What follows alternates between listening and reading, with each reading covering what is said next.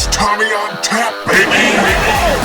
I'm a man! I'm 40! Want to bite a kneecap off? On the last play of the game! It's Tommy on tap. Welcome back to Tommy on Tap. It's Bob, I'm with my brother Kevin, and our dad Tom, and we're going to talk some football today. Tommy, what do you have on tap? Boy, what a great couple of weeks of football, right? I mean, the college season was unbelievable, and I think it was topped, or the college week, and I think it was topped by the NFL's just redefining of the fact that a win in the NFL, whether it's by 1 or by 51, is an accomplishment. And you should just be thankful that you get out of there with a W. And I think people don't realize that, the Lions, I sat in the barbershop today and, how everybody, I thought they were going to give it away. And then, they got outscored in the second half. And I was like, that's the NFL, man. It's all about, who finishes when one drive is all it takes. And, it's not like before where, I don't know, it's unbelievable. I just think it's the balance and the chance to win games just comes down to a play or two, and the Lions made them when they had to. Yeah, when that game was over, I had to run to the grocery store for some reason, and I was wearing my Lions shirt. And down here in Maryland, there are not many people wearing Lions gear. And I was like a celebrity when I walked in. Everybody was like, oh, that was such a great game. That was so fantastic. Yeah, you got Commanders fans there, huh? Yep. Well, and I think that's where Hard Knocks, I think, put the Lions on the national stage. I think the people that were involved were likable. So I think there are people that, kind of you root for that underdog, and their schedule plays out well. I mean, they've got another tough one on the road this week, but, after 2 weeks, I think if they stay healthy, that's just my take, is just the whole NFL. I know we're kind of jumping right into the Lions, but if they stay healthy, they have a chance to win some football games. There's no two ways about it. Yeah, I mean, their offense right now is second in points only to the Buffalo Bills, and they're tied there with the Kansas City Chiefs. So they're leading the NFC in points per game, and they're second in the NFC in yards per game at like 405 yards through week 2. So really good stuff there, and it doesn't matter who's, they say defense wins championships. They said that about 20 years ago, right? I mean, you got to put points on the board, and if you can score the way that the Lions do, a lot of other teams are going to be outpaced. Well, your defense has to make stops when the stops are there to be made. And, that's what they did. I mean, they did a nice job. I mean, you're not going to stop NFL teams over and over and over, but you make enough stops that, kind of like not holding the serve. You score, and that's what the Lions were able to do. They took a little lull, but then they came down and scored, made the big play. And all the teams were like that. I mean, you look at the other teams that didn't finish. They were up. The team came back on them, and they lost. The Lions were up.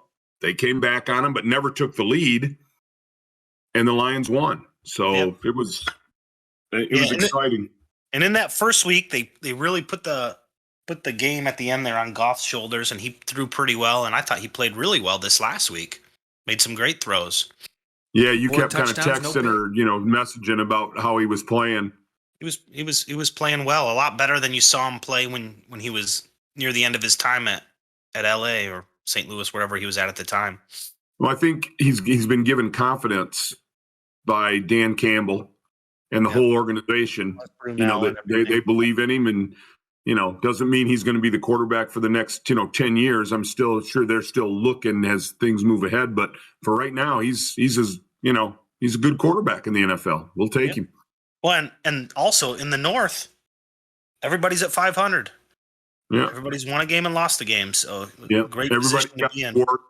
You look at the Bears; they're going to play well sometimes. You just don't know. Green Bay's, they've got their warts too. I mean, I think they're a good team, but they're not as good as just because they won one game against the Bears. That was one game. They didn't look good at all the week before. And then the Vikings, we'll see this week. I don't know. I watched all that Viking game against Philadelphia. I don't know. I thought the Vikings were going to be better than what they actually were in that game, at least, with the way they executed. Their defense was not good at all. So it should be interesting.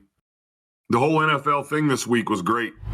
By the time this airs, the Thursday night game will have played, Pittsburgh versus Cleveland.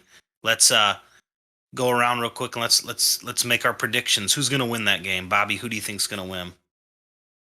Is it in Cleveland? I think it might be in Cleveland. It's in Cleveland. See, I don't think that it's going to be a good game.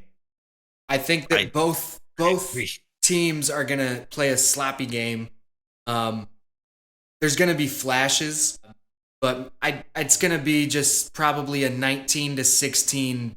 I'll go Steelers just because I can't bet against Mike Tomlin. Yeah, I mean, AFC North games like that, it's going to be a battle. I think they'll get up and play each other. I think the big question, particularly for the Steelers, is just getting their offense together. I agree with you, Bob. I think that the Steelers are probably going to pull it off, but it's not going to be an enjoyable game from like a execution standpoint. What do you think, Tom? It's in Cleveland, right? It is. Yeah, I think Cleveland really, really got their back to the wall with the way they finished this week. I think Cleveland will win the game. They're definitely the more talented team, and I think Cleveland pulls it off at home. I was disappointed in the way Pittsburgh shouldn't have lost that game. I mean, it's so I'm gonna go Steelers, or excuse me, Cleveland over the Steelers. As much as I love the Steelers, I just think the Browns are going to win. This is they've got so much talent on that roster. Yeah. What's the over/under on what week Pickett comes in? Do you think he ever does? Do you think they make a switch? I think this week. Really? Yeah, I do. I think their offense is going to play poorly. I think you'll see him at some point this week. I'm not totally against Mitch Trubisky, but I think if at this point, if things start to go bad, the way he played in the preseason and the fact that he's your number one pick in the future, I think you got to get going with him. So I think it's this week that he actually comes in and takes over. I hope it takes longer. I threw up 7 fingers when you asked. I hope it takes longer to get him in just because I think we've seen a lot of, a rookie.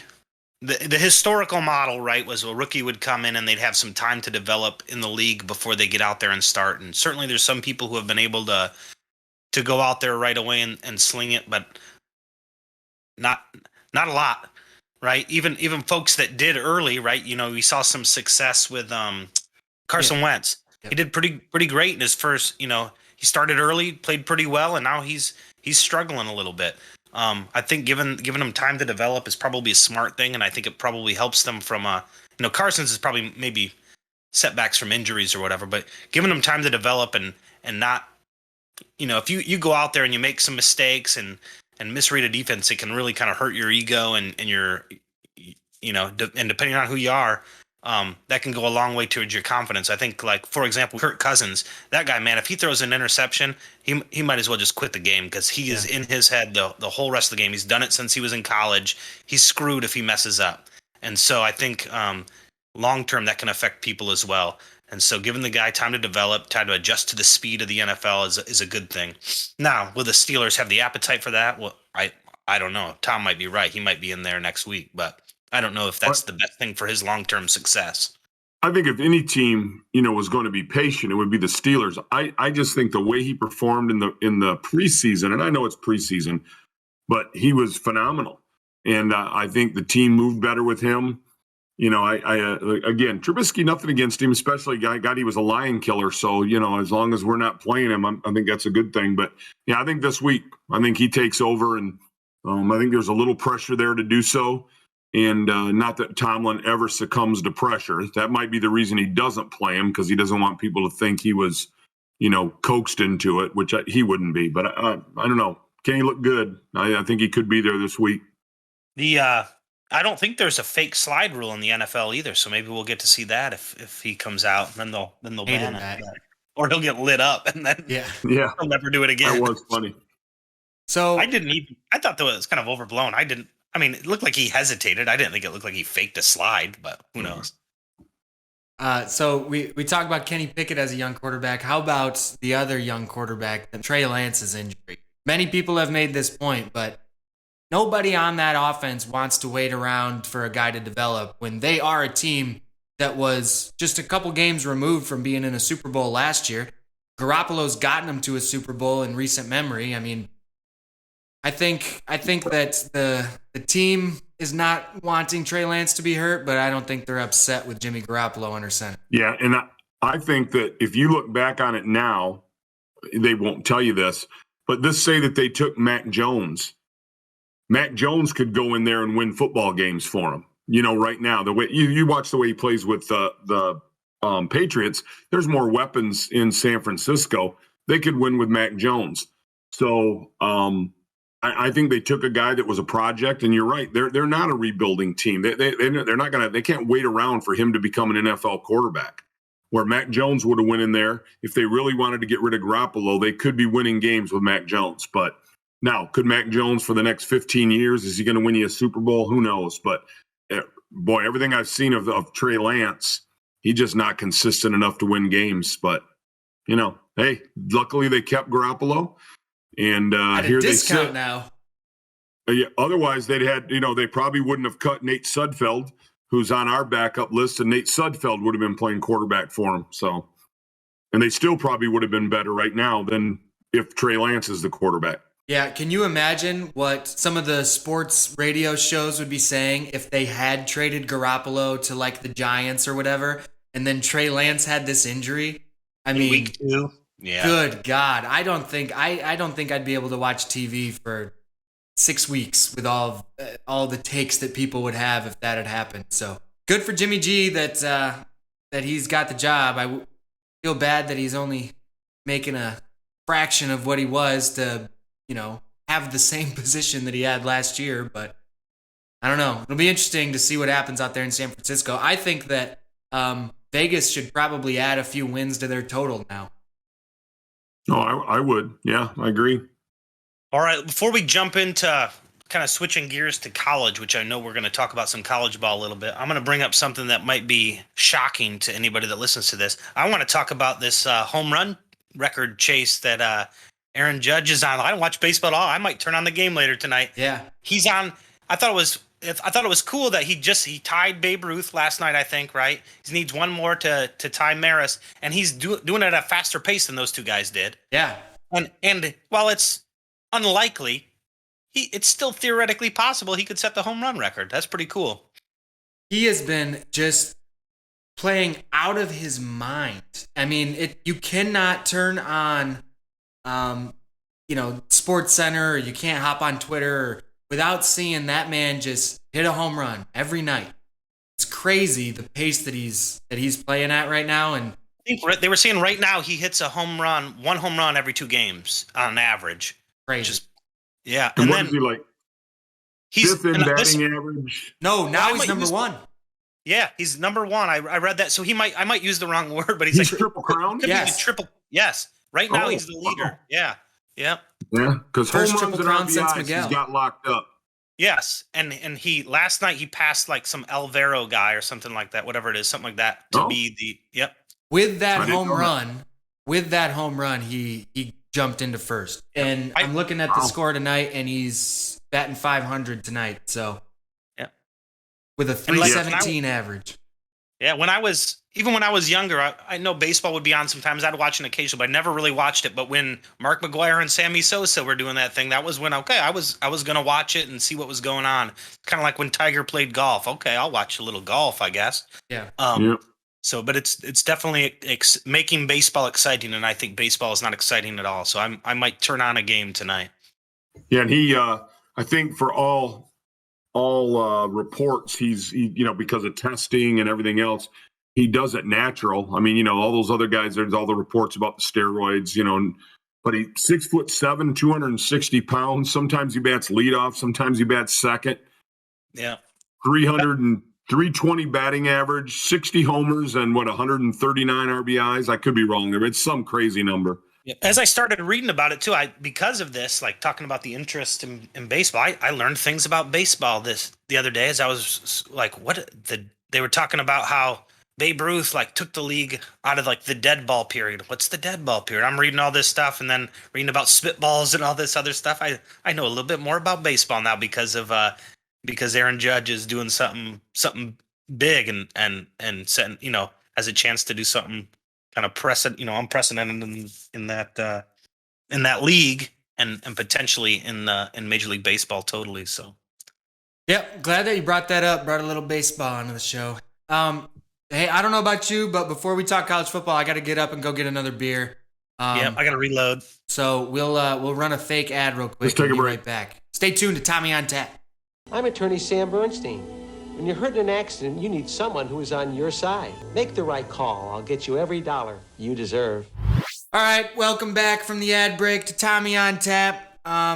We were just transitioning into some college football. Anybody have some wrap up from last week they want to talk about, or are we full steam ahead on the next week? I think we need to address the elephant in the room, and we're all Spartans fans here. That game was a disappointing disaster. Yeah. Tom and I did not get to watch it live. We were watching Pat Narduzzi beat the Western Michigan Broncos from about 6 rows up. Thank you, Tom, for the tickets. You're welcome. But I did get a chance to watch it on the Big Ten Network, and geez, did I not watch that for very long. Yeah, it was really difficult to watch. When eventually they put the ball in Peyton Thorne's hands, and he finally played well. Near the end of the game, he played well. He made some plays, but the defense just could not get stops. It was the same stuff we saw a lot of the time last year. There were times just when, they'd be playing a zone coverage, and you could see they're running crossing routes, and both of the linebackers push to the strong side, and no one picks up the crosser. It was just like that's one that real stood out to me a lot. Poor technique when they're playing man coverage. It was just really, really frustrating. I'm not one that's gonna. I might have in the heat of the moment. I can't remember what text I sent, but I don't think we need Scotty Hazelton's head on a spike. But they've got to get some stuff figured out there. I don't think firing him's the right answer, but they have serious issues there that they got to get figured out. Yep. I mean, we haven't seen them look as bad as they have in that game since Mel's first year. So you're right. Don't put his head on a spike yet, but you would hope that he and Mel had a 3-hour-long meeting and, really worked out some of the things that needed to be addressed, because if you are getting Mel Tucker's money to do the things that Michigan State wants to do, then you can't have games like that, Even if you lose to Washington, it should have been 24-19 in a good game. Yeah, I was surprised when I looked at the box score again after, like yesterday or something. I was like, it sounds closer than it was. It was 11 points or something, but it was not 11 points. It was a beatdown. Yeah, it was like a grown man beating up a teenager. Like, it was not pleasant to watch. Yeah, I haven't watched it, so I won't comment. I know, even though when I watched them that first game against Western, I thought the defense was kind of pedestrian at times. They played really well for spurts, but not what we saw, consistently. They were able to play well in the red zone and kind of limit Western. They had some turnovers against their new quarterback. But boy, it just didn't look like what we needed to move forward. So hopefully they'll get better. I know their talent. This was similar, and it was against a Pac-12 team and not a MAC team. It was not good. I will say, Washington's defense looked pretty good, particularly stopping the run. They played really well inside the box, stopping the run. It was difficult to. Washington's a proud program. I mean, again, they had that. They had a little run there with Chris Peterson when he was there. I know they've got a Dave Aranda disciple running that like kind of tight front defense there, and it's difficult to run the ball on that. And they played really well. Yep, and Rick Neuheisel was there for a little bit, and they had a little success. It's kind of been up and down since Don James left. So I think Sark was there for a little bit as well. Maybe it was like had a couple 7-6 seasons or something.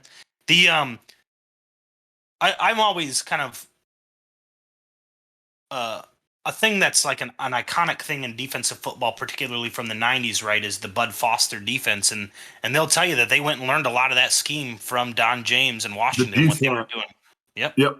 G scheme. Dad, all the clinics I went to, the Washington guys were out talking G front all the time right off the bat. So yeah, they were good and everything. They were doing it. Yeah. Yeah. Don James, if his ties go all the way back, I think to Kent State and to Michigan.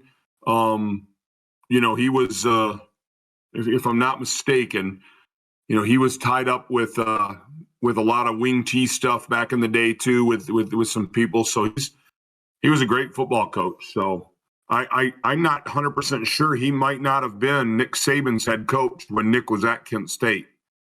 That's something that needs to be checked. I don't, you might want to Google that, Bobby, if you can, but I'm pretty sure that's kind of where Nick Saban got some of his tree from, is Don James. Well, while we fact check that, we'll have one of the interns look that up. Yeah. So Michigan State, Mark. with that loss, Michigan State fell out of the top 25. And the other elephant in the room, there's two elephants in the room, it's very crowded, is how well Michigan has handled their opponents. Obviously some bad schools, but we're not seeing from Michigan playing bad schools a squeaker where they only win 31 to 20 when they should have really beat somebody up. They're beating people up.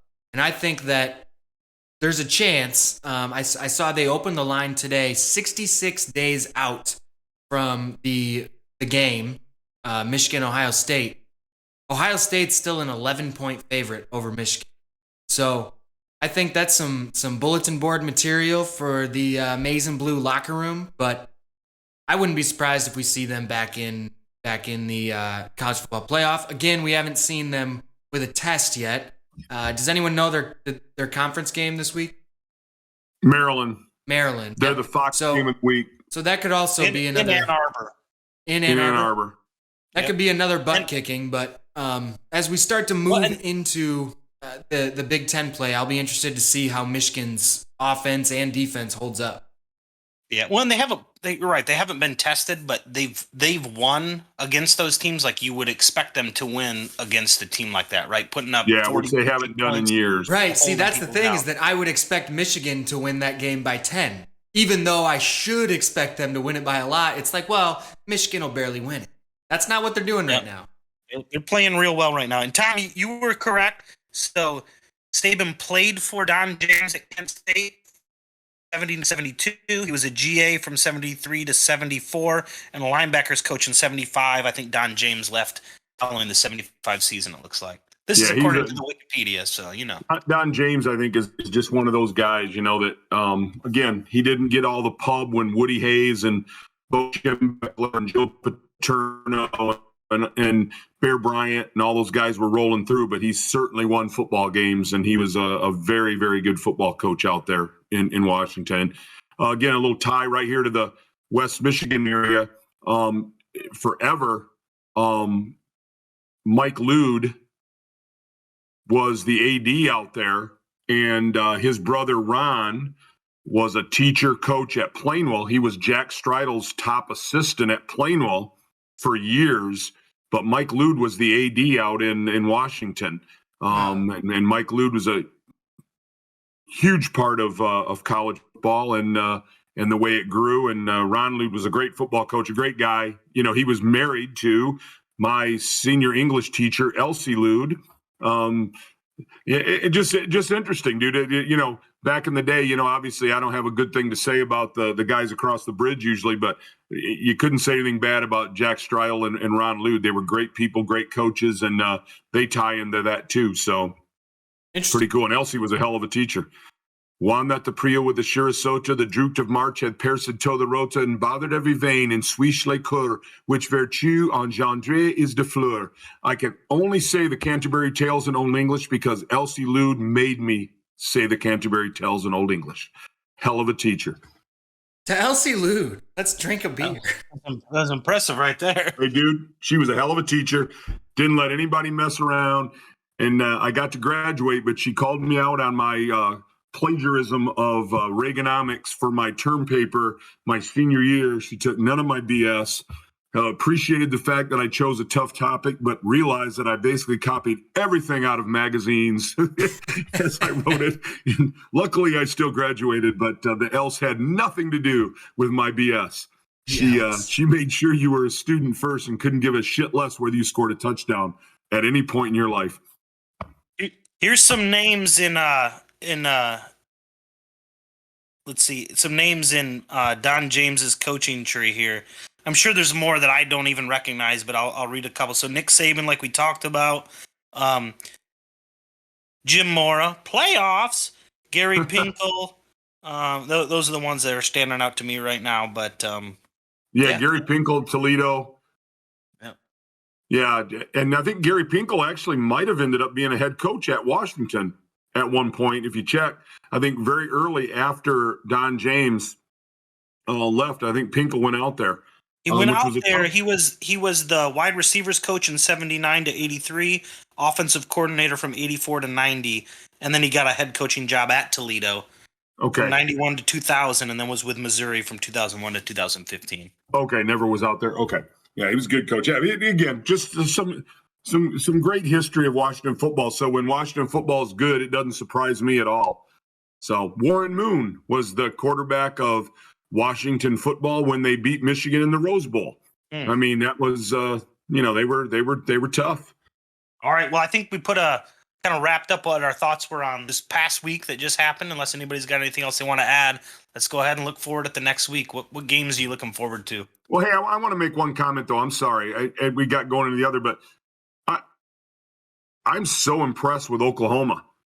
I haven't watched every game this year, but I'm going to tell you what, Oklahoma might be the team that really surprises because they have got a little edge to them because of Venables. And, they hired the OC.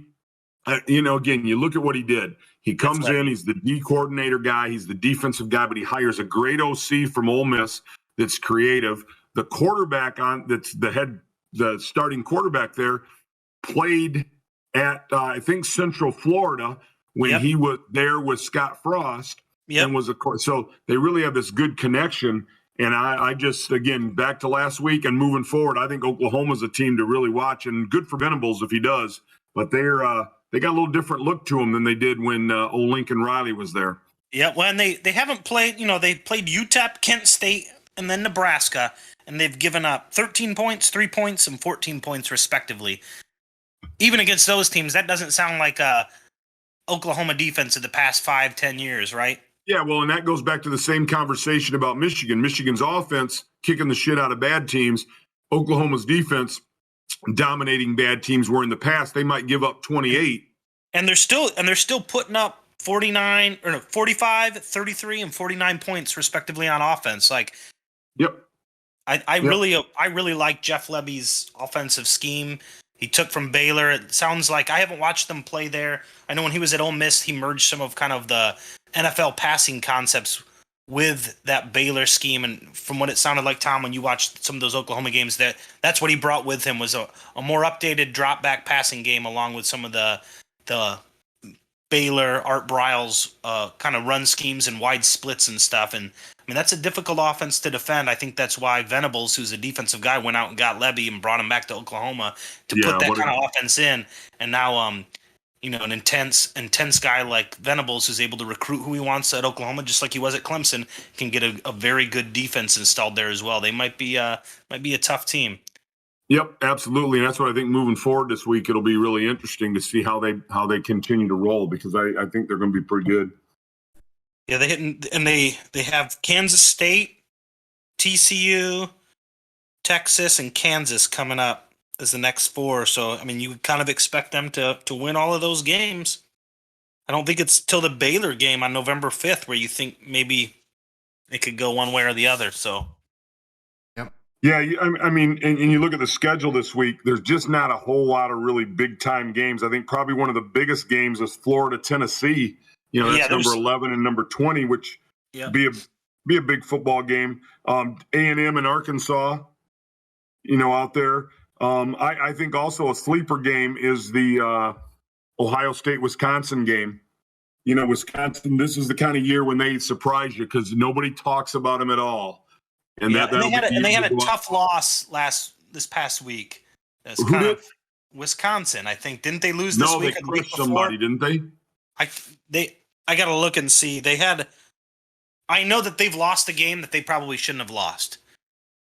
Far, they crushed New Mexico State, but they lost to Washington State 2 weeks ago, 17-14. Yeah, that's shocking to me. Yeah, I don't even know what Washington State is doing. So they had they fired what's his face because he wouldn't get a COVID shot, and Go then with it. and then they brought in some run and shoot guys like Morris, or I can't think of his name, Dan Morrison, to come in and kind of run the offense for that season. And then they got rid of him. I can't remember who they've got now, like Kalen DeBoer or something like that. Or For me, the game I think is going to be interesting will be seeing how Clemson handles Wake Forest. That's a game where in the past it has not been a competitive relationship between those two teams. Dabo, I think, has got them where he wants them this year. They weren't there last year, and now they're back to being that top 5 program. They look real good, but Wake is a good program too. I think that they're an underrated team right now. They've been putting up some good numbers on the ground. They're still running the ball like they have for the last couple of years, and that quarterback, Sam Hartman's been slinging it around. He's thrown 7 touchdowns so far, so I think that that's a game that you can circle and say, it's a game where Dabo can kind of put his sword on the top of the hill and say, all right, we're back. We're not going to lose this game. Last year we might have. This year we're not. it'll answer a lot of questions for sure. But someone look it up real quick while I'm finishing this statement. But wasn't Clemson still a 10-win team last year? They didn't play up to standards where you expect them to make the playoffs and win. But if I'm Dabo, that's where I've got a program to the point where when I win 10 games, people think that we didn't perform well. And sure, Right. probably didn't perform to your standards, but they certainly didn't dominate in all of those wins. But I think they had 10 wins. They were 10-3. I think they were 9-3 going into bowl season, which I think they started the year out at number 2. So yes, absolutely, your point stands that Dabo's got the program to the point where when they're not successful, they're successful. But my point being, I think they started the year number 2, and they should have been in the college football playoff in their mind. This is the game where it says, we're not there anymore. We're not losing to a Well, Wake. I agree with you. And here's what I think is the biggest tell of this is not only, sure, they had a letdown of a season of sorts for a Clemson type of letdown last year, but also Dabo lost his DC and his OC. And he promoted from within because that's the way he wanted to go about it. He didn't go out and look for someone to come in and replace both of those positions. He promoted from within. And so I think you're going to, Wake Forest is going to be probably their biggest challenge so far this season. And you're going to get a feel for, is that working? Is he able to rebuild when what, he's to the point, right, where you're 10-3 and that's a down season for you. Right. That's a Saban type place to be. What Saban also can do consistently is lose his staff year after year and find ways to get whoever he puts up in those positions to continue to be consistent and successful. Can Dabo do that? I think that's the kind of the big question for Clemson. And you're right. I think Wake Forest is kind of the first challenge in that step. They're fortunate they're in the ACC. It's certainly not as difficult as the SEC, but if they can run the table and go knock off, Pitt in the championship game or something, I think they'll be all set. Yep, agree. And NC State's ranked. NC State's, kind of one of those sleeper teams in the ACC too, that they just play good. They play well. Yep. Yep. All right, guys. Well, we're getting up there in time, so let's send it around for a parting shot round. Anybody have anything that's pressing on their mind, or should I lead off? Go ahead. Herman Edwards is no longer a Sun Devil. I think I was a sophomore when they hired Herm to ASU, and they mocked it and started out strong, and they ended up being right. I think that the point I want to get across is that ASU is in a bad situation with the Pac-12 realignment, heading into that mess with no identity. It's a bad time to not be good. It's a bad time to not be good. They have been gutted from within with transfers because of this culture that Herm had. I mean, there's reports coming out that the assistants were leaking information to get him fired. When Jaden Daniels transferred, there were videos coming out of the locker room of his team going in and stealing all of his stuff and breaking it. I mean, it was not good there. He was throwing assistants under the bus, and they were the guys that fell on the sword for him for those recruiting violations. I mean, it really ended poorly there, and he got fired in the end zone. It's not good if you get fired in the end zone. So I don't know what direction they're going to go. I was thinking if we had enough time today, I might ask the question, who does better with their interim coach, Nebraska or ASU this year? I hope that it's ASU, but I don't know. I don't think they have a whole lot to really even begin to rebuild that program with because of the mass exodus of players that left following those violations. So I don't know, man. It's a bad time to not have a direction with that realignment. Who did they tap as the interim? I forget his name. It is disappointing because I think everybody, for the most part, we all grew up.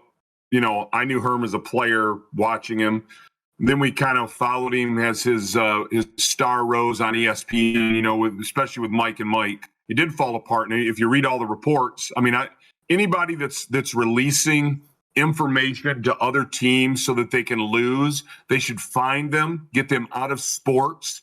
That's just a sad state of affairs because all you're doing is cheating the kids. So if that's true, someone needs to let that be found out so those guys can get the hell out of coaching because they shouldn't be there. That's just ridiculous. If that really was happening, people were leaking information to other teams, and if other teams were taking it and not calling Herm Edwards right away and saying, "Hey, this is what we're getting from your damn intern," but that's another story. But yeah, it's sad it turned out like this, but it was, after all this stuff started coming out, it was kind of inevitable. All right, for my parting shot, I know I sent this in a text message, but I'll put it out there for everybody else. Just the laughability of like the AP poll. It's ridiculous. Here's two things I noticed. 2-1 Utah is ranked they're ranked 7 positions higher than the 2-1 Florida team that they lost to.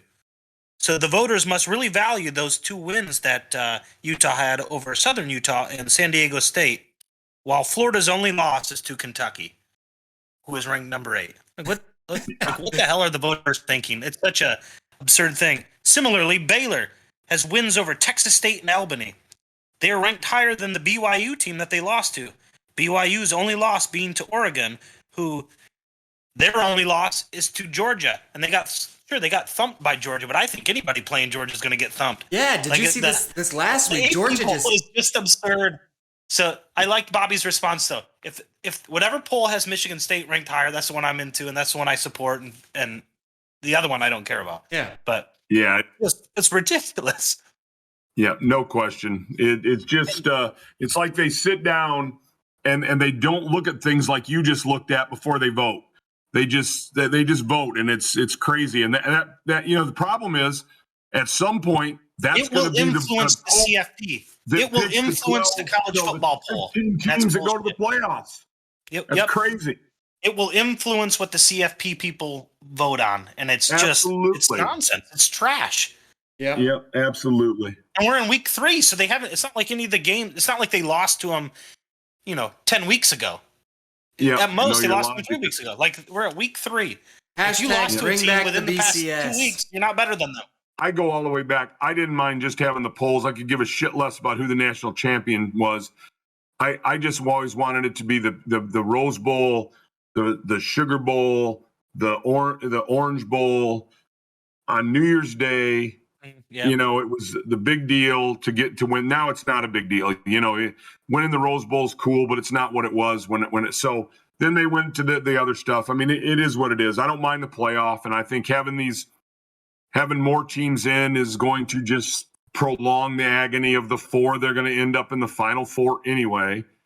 I don't know. There was something special about New Year's Day when Michigan or Ohio State or a surprise team, went out and played USC, UCLA, Washington, or a surprise team.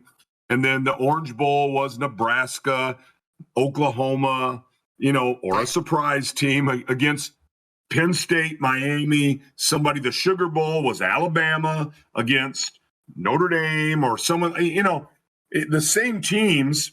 And then you pick the national champion. I don't know. I think it gets too confusing, but I understand why they do it. It's all about money, and there's nothing wrong with that, I guess. I liked the BCS with the rotation because the greatest Rose Bowl of all time was Texas and USC. So I liked when they had that where it rotated the best game. Wants to go to the Rose Bowl, but, you know, that's your choice, and now that's why you become part of the Big Ten or the Pac-12, and that's going to be my parting shot. Is thank goodness for Lincoln Riley, because you know, he goes right out to USC and he takes that team, and they're right now, you know, they're probably not going to win a national championship yet, but he's going to have a great chance out there to win a national championship. And hopefully, I don't know who his defensive coordinator is, but hopefully he gets somebody that can put a defense together for him, and he can keep doing his offensive stuff, because they're going to get some great kids out there if they can keep kids on the West Coast, and they're going to be in the Big Ten, so that's going to help them get kids. But, you know, I think something to be said when USC's good, Michigan's good, Ohio State's good, Alabama's good, you know, all that makes us all, Notre Dame, all that makes us, to me, makes it exciting. So anyway, I mean, I love it. It's all good, man. It was a great week, and hopefully the next week will bring it. I'm getting whistled at by your mom right now, so it might be about time to go to bed. Sounds like it's time for us to go away. The answer to that question is Alex Grinch. He brought with him from Oklahoma. Oh, okay. But he did come into Oklahoma and improve the defense significantly when he came there in the 2 years that he was there. So, okay, perfect. All right. Well, thank you for another episode of Tommy on Tap. Thanks for listening.